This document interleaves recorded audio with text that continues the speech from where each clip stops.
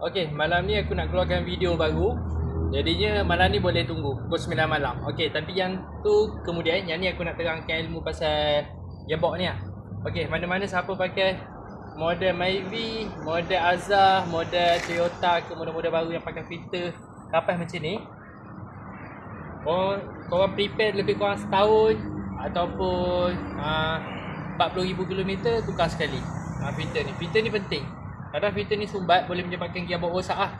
Benda ni kecil je tapi menyebabkan kos beribu-ringgit. Jadinya kereta yang dah lama ada bunyi bising dekat gearbox tu, kemungkinan dekat filter ni sumbat.